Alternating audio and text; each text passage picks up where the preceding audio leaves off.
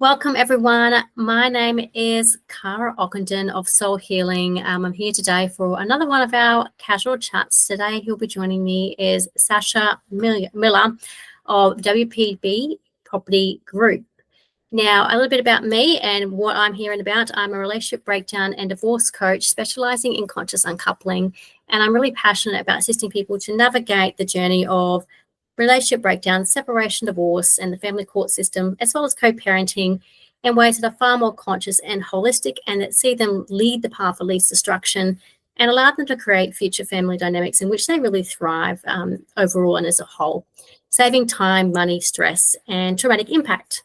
And with that in mind, I also take a very holistic approach and love to have a network of individuals up my sleeve to support my clients more holistically and all the areas that they might need as they're moving and navigating these challenging paths in lives.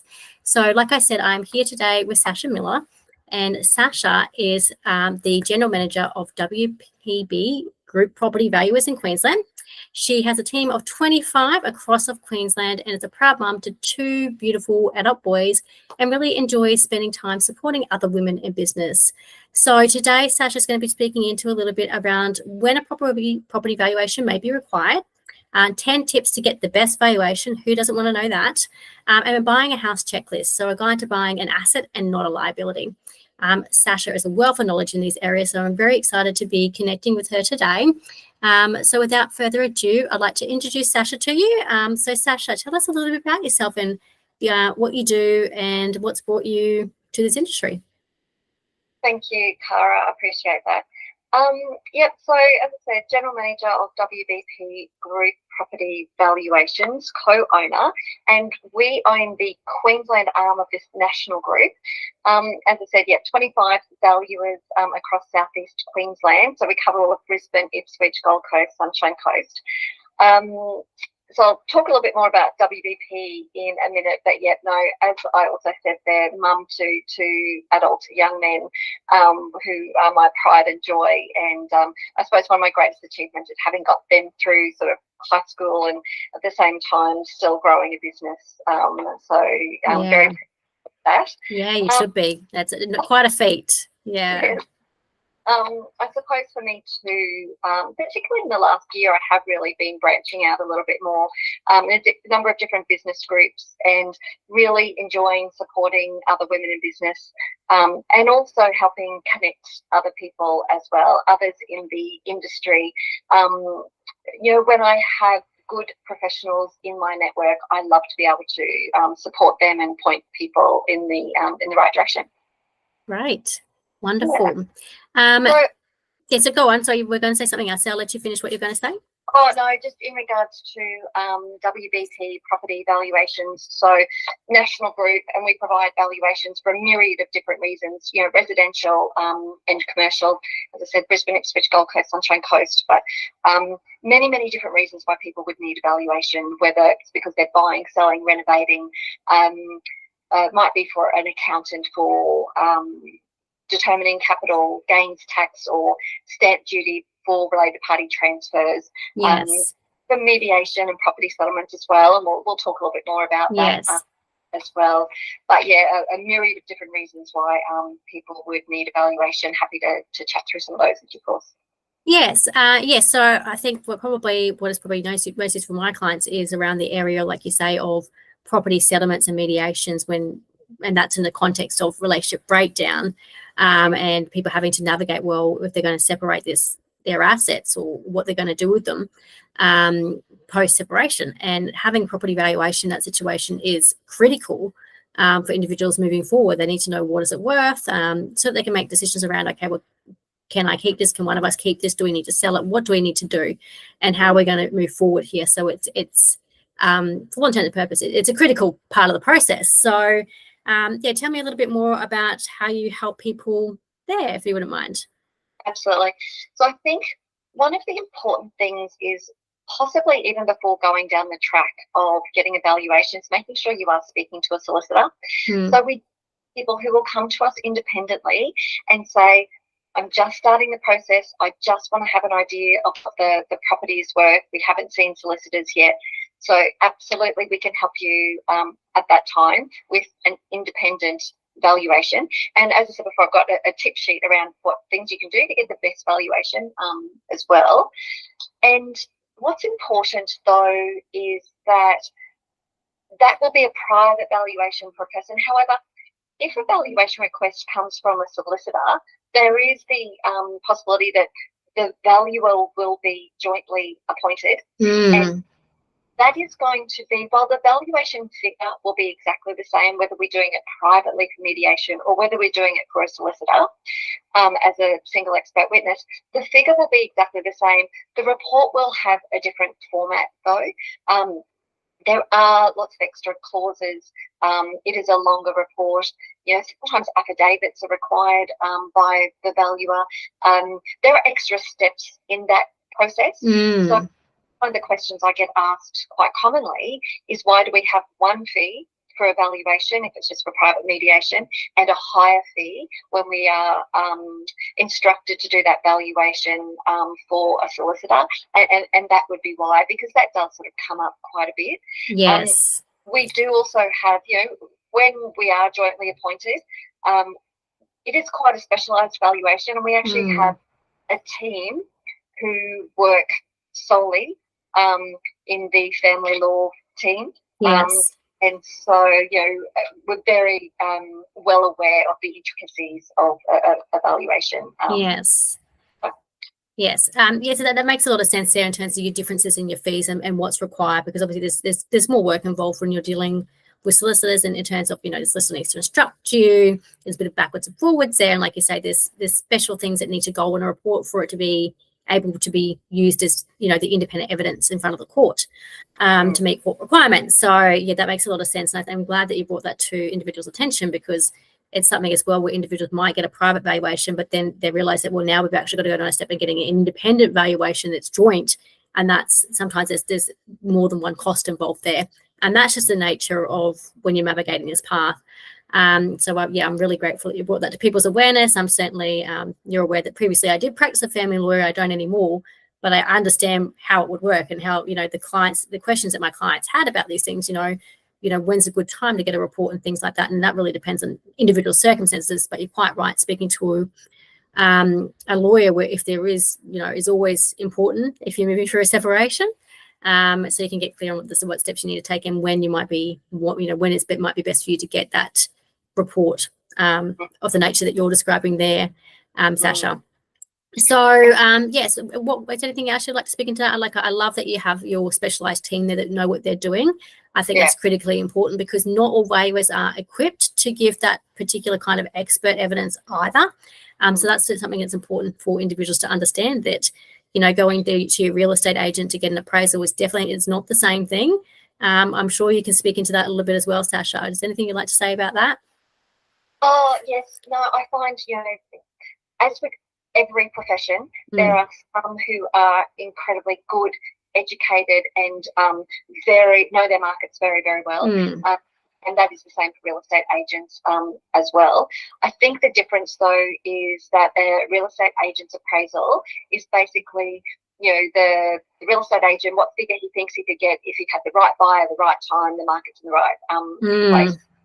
The situation, though, a property valuation by a certified practicing valuer, it is actually a sworn legal document and is required to defend his valuation in a court of law, and that is not required of a real estate agent's appraisal. Yes, yes. So acknowledge, though, that, the real estate agent is trying to get, the best figure that he can for his client. Of course, yes. That's it. Quite often, and there's a lot of instances where real estate agents' appraisal, it just won't hold the same weight as a sworn valuation. Correct, and particularly when it comes to court, right? Because it's not the same evidence. There's varying degrees of evidence when it comes to court proceedings, it's not an expert evidence. It's just a different category. Likewise, like you say, appraisals can be very useful if you're having discussions around if you might want to agree on a price when you're moving through breakup or separation, which is sometimes an option for people too at the end of the day. But also your about your report and your valuation can also assist people in coming to that agreement as well, moving forward, so that it's no longer an issue that's in dispute or conflict for people, so they can make a decision, right? And not be there thinking, well, I think it's worth this and you think it's worth that. Well, how about we get an expert to tell us what it's worth, and then we can make a decision on how we're going to move forward with this property, without necessarily needing to have this back and forth conflict about something. So yes, thank you for sharing that there, Sacha. I really appreciate that. So you mentioned as well that you've got some great tips to help people get a great valuation of their property.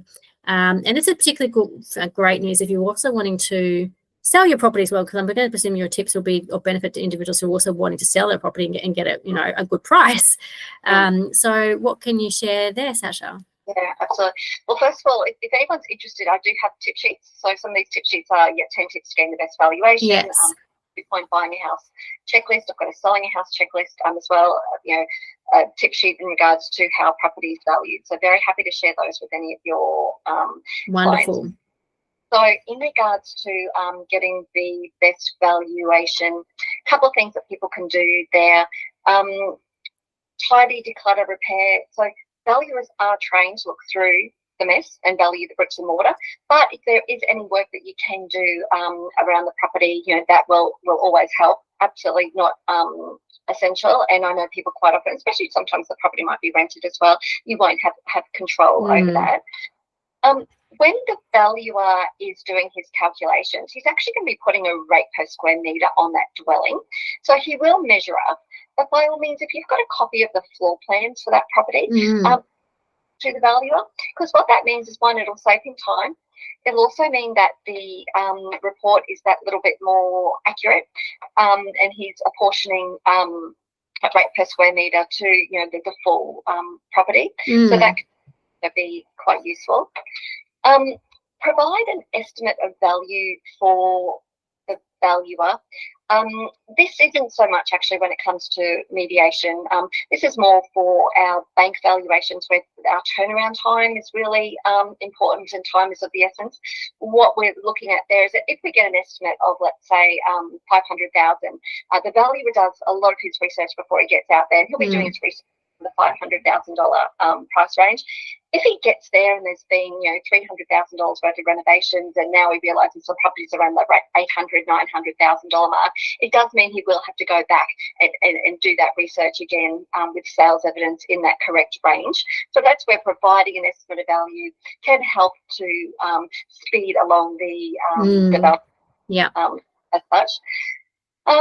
One other thing we find is, if your clients know of any recent sales in the area that might have been in the last 2 to 3 months. So, for example, sometimes these recent sales won't yet be on the the CoreLogic RP data database. And the full sale sign might have come down, so the valuer might not be aware of those sales at all. But those really recent sales may have an impact on the value of the property. So if you know of anything that's sold recently in your area, by all means let the valuer know about that as well. Provide a list of the hard to see features. So sometimes we've had a client say, the valuer missed the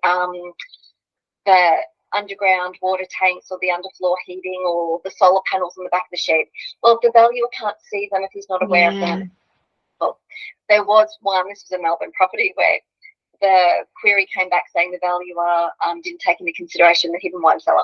Well, actually didn't have the hidden wine cellar, so I think that adds like $30,000 worth of value. Wow, yeah. And sometimes there's a lot of, particularly new properties, a lot of internal wiring, alarm systems, that can all, add value as well. Yes.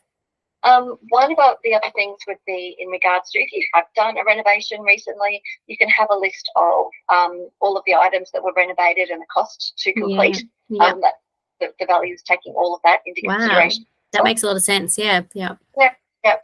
What is important though is, wherever possible, always ensure the property is you've finished the renovations. Valuation mid-renovations will really detract from the value. We did have one instance where the valuer was booked in at 9 a.m. At 7 a.m. that morning, the builders had arrived and they'd gutted the kitchen. Oh, my goodness. Imagine that homeowner had lost, $50,000 in the value of that home, because the fact that now in its current state, it would be very difficult to sell, and comparing it to finished properties. Yes. And that's another important factor as well. They're valuing it at that time, right? Exactly. So if you are in a situation where you know that you're going to do certain work for it on the property, say for example, like in maybe in family law proceedings or whatever, you may be like, oh, we're going to do this certain works. We've agreed, but you want to be making sure the timing of the valuation is considered, and you're not just running off willy-nilly getting valuations at any point in time when it's not actually going to be the best point of course for you. So yeah, I think that's a really important point there as well, Sacha. Yeah, and with that as well, with that one, because they've gutted the kitchen, now this was actually a bank valuation. In order to complete that valuation for the bank, we now had to do an as-if complete valuation. Yes. But what that meant was we needed all of the building plans, the specifications, the cost to complete, building contract, and because this was an owner builder, he didn't have all of that. So very challenging process. Wow. Yeah, that makes a lot of sense. One of the sorry, go on. Yeah, thank you. Things for particularly avoiding delays when ordering valuation is if it is tenanted property, just making sure that the property manager is aware, because what we find is that some property managers will ask for written notification from the owner to allow access to the valuer for that property. So that can really delays as well. I suppose the one other thing is just being aware that the valuer can't give the final valuation figure at the inspection at that time. Usually you've still got to go more research, especially to when we've been jointly instructed as a single expert witness, our report will go directly to the bank, to the solicitor. Yes. And it's just important that clients know that the valuer is not able to actually discuss the specifics of that report with one party. All has to be in writing to both parties, so it's a very fair and independent process. Yes, that makes a lot of sense as well, and certainly that was my experience. Now, the other thing I just wanted to raise here as well, because you also do bank valuations, so it can also be the case when someone's navigating a separation divorce where they're at the process where one party may be looking to refinance another party out, and they're talking to the bank, and you could also be involved covertly, through that process, and not necessarily being aware of the reason that that's what the valuation is for. But also, I just want to highlight there that if you're going through that process where you're looking to see, about refinancing as part of a property settlement, then all of this is also very important information to know as well, that before you get the banks involved and have them value the property, that you've got all this stuff that's going to support you in achieving your goals in refinance, because obviously you want to make sure there's enough for you to refinance, not just a loan, but whatever amount that you may be parting ways with as part of your agreement with your separation, because typically there's some money that's going to be going to the other party as part of that process if they're refinancing. Not always the case, but typically. So that's something that people just really need to be mindful of as well, that you want to be making sure that before your bank valuer is coming in, that you're getting the price that's going to help you achieve your goals, and timing's everything there. So yes, and you also mentioned, Sacha, that you have you said buying a house checklist. So this is something that's also, I suppose it's important for everyone at any given point in time. But again, if you're moving through a separation or breakdown, when obviously, invariably there's going to be at least one person that's looking to obtain new residence, and sometimes it's renting, but also sometimes it's buying. So, and you're going to be wanting to set yourself up in a way where you're ensuring that you're setting yourself up the best you can. Now you're starting this new journey in life, as a solo individual again. So what can you tell us about that, Sacha? So we have this 32-point buying a house checklist, which will really step people through the processes, because it actually can be quite a long process. And I think a couple of the things that we talk about is in regards to doing a lot of the preparation before you even start looking for a property. And so one of those is going to be knowing your financial base, where you stand, how much equity you might have in your home, how much you do have to spend. I suppose too, getting your finance pre-approved is really important before you even start looking for a property. Knowing which structure you're going to purchase the property. Is it going to be just in your name, or you and a partner? That's really important to get that set up. Is it going to be purchased in a company name or a trust, etc.? Because all of that actually takes quite a bit of time. And they're the kind of things that once you've signed the contract, it's too late. It's very, very difficult to change those things. If you sign with your name, but now you want it in a trust, that's really tricky. And some of the consequences can be extremely expensive, and it might be having to pay stamp duty twice. Oh, goodness, you don't want that. Yes, no, absolutely. So that's one of the things to think about. The next thing is just knowing all of the costs involved, with purchasing a property, because I've got a list of that. Whether it be your finance application fees, stamp duty, or your legal fees, your title searches, body corporate searches, this can all really, really add up. Whether or not you're going to pay LMI, your mortgage insurance. And I'm not sure if most people know what that is, but I remember when we were young and bought our first property and told we had to pay LMI so we could, borrow enough. I remember thinking, oh, well, that's good that we've got this insurance, but no, that's not insuring us. No, that's right. I had the same thought back in my journey. Don't worry, I think a lot of us have had that slip up. And it's a lot of money involved in that too, right? So, yeah, that's right. Lots of costs involved. So just making sure you've got a really clear guide as to exactly what it's going to cost you to purchase this property. Then we start looking at the areas and where do you want to buy. Quite often you want to buy in the best area you can afford. You want to look at which was the last suburb that actually took off. Follow the gentrification, and then which is the next suburb. Look at that ripple effect. So obviously it is moving out further and further. But, that's interesting. What you will want to do is start to become really familiar with those prices in that area. So that will be, going to open homes, going to auctions, having a look at the sold section in realestate.com.au. I find this really, really good way for people to get their head around where prices are in that area. Don't necessarily look at what the listed prices are, because quite often we will have people come back and do a query on evaluation, say, but the house up the road is listed for 1.4. Doesn't matter what it's listed for. What matters is what it's sold for. Yeah. And if you don't have a subscription to RP Data, you can still get quite a lot of that information from that sold section in realestate.com. So you want to then know the best streets and the worst streets in the suburb that you're looking at.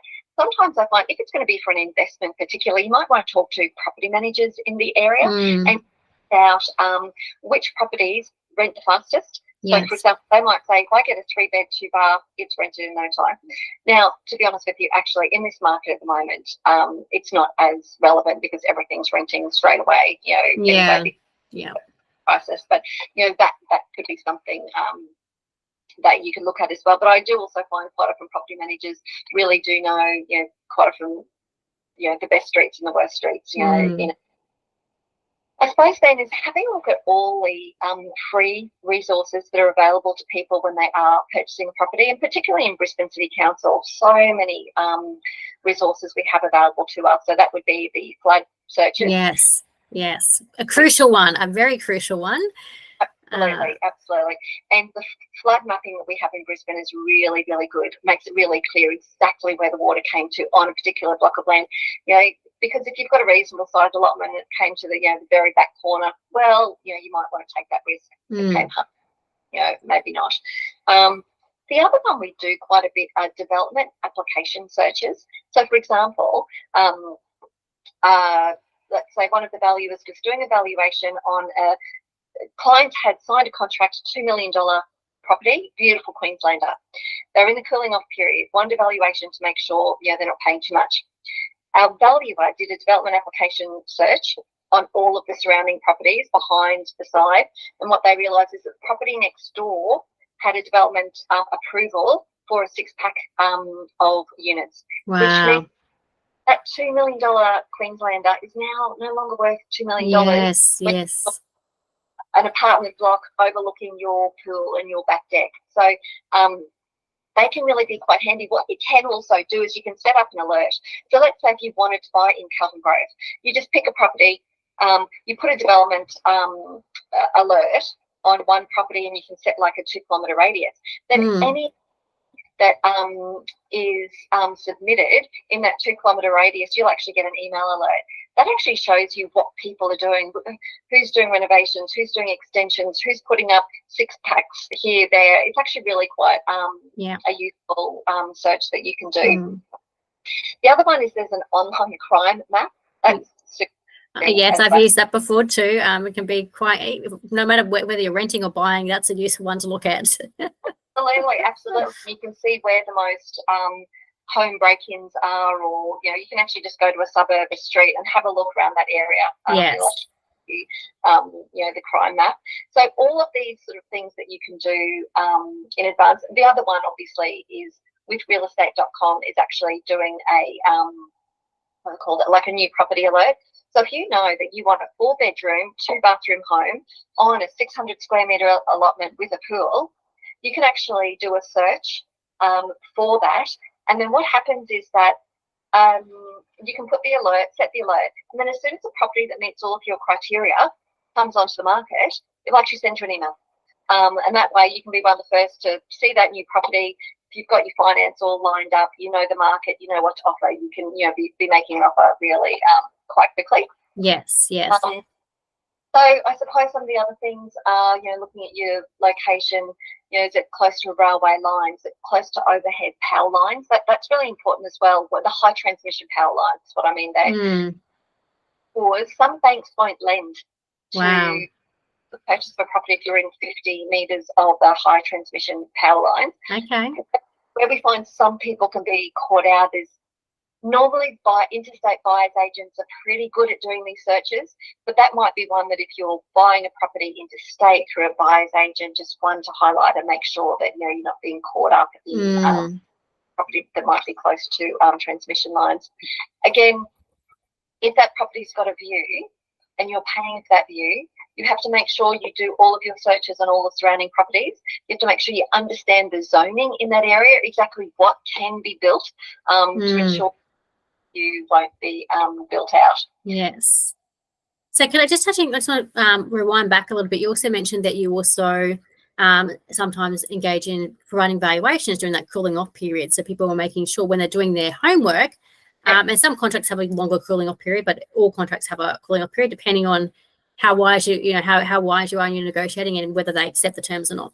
And particularly, if you're looking to develop or what your intentions are for the property. But that's also an important tool for people when they're buying a home, is if they're wanting to make sure that they're getting their value for money. And there are avenues, like you say, to perhaps terminate contract during cooling off periods and things, or whatever you might do, depending on the terms of the contract. So I think that's good to know that you also provide that resource to people. And what's really, really important on that is that making sure before you sign a contract that you've actually spoken to your property solicitor before you sign that contract. Because what people don't realise, but the Queensland REIQ contract of sale is written to benefit the vendor. Yes, 100%.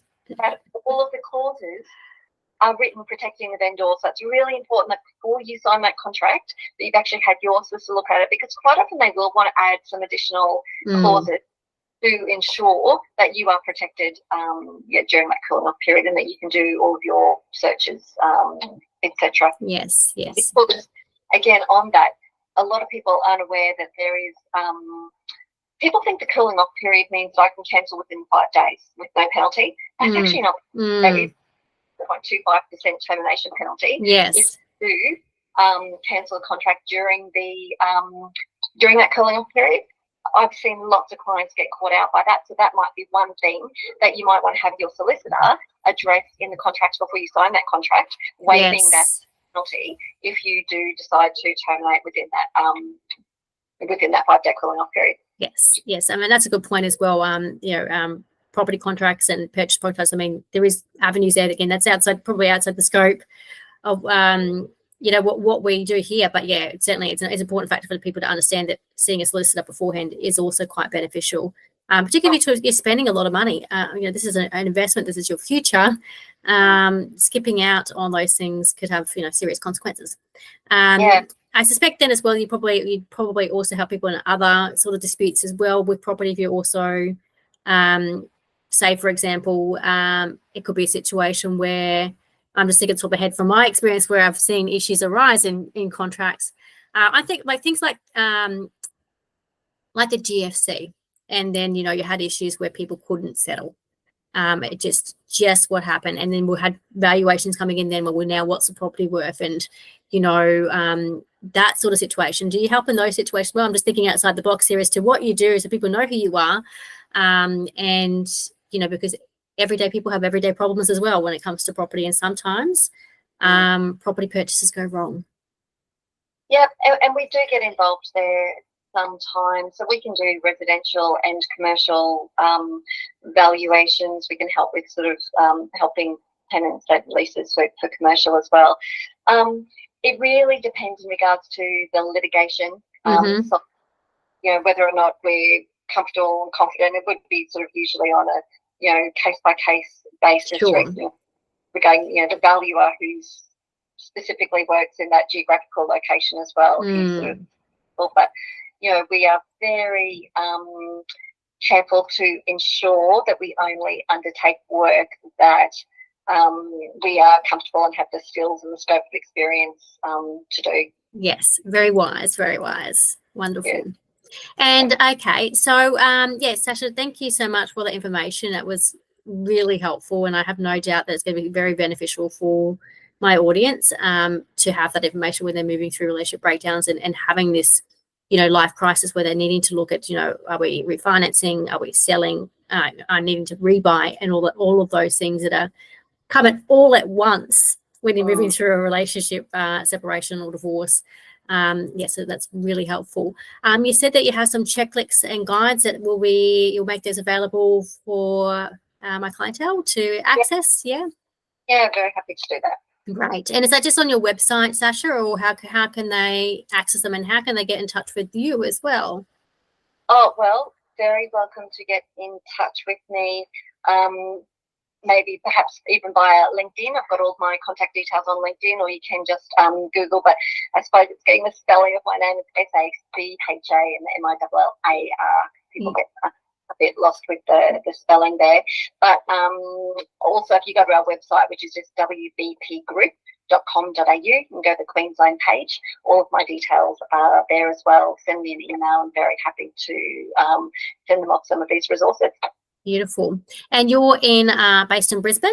Is that yes? Based in Brisbane City, but you do property valuations across all of sort of southeast Queensland. Is that correct? Yeah, that's right. So WBP Queensland, we're just in southeast Queensland, including actually northern New South Wales and that Tweed area as well. Okay. We do have offices all around the country. So if anyone properties around the country, by all means let me know, and I can help to facilitate valuations in other states as well. And they're likewise qualified with this family specialist departments in all those other okay, great, good to know. So you're a great resource to have there or to connect with, to find the right people who can assist our clients with wherever the property may be within Australia. Yeah, absolutely. Great. Well, thank you so much for your time, Sacha. It's been absolutely wonderful to connect with you and gain your beautiful wisdom. And yes, thank you again, and keep in touch. You're very welcome, Cara. Lovely to chat. I look forward to catching up with you again soon. Thank you. Thanks. Okay, bye. Bye.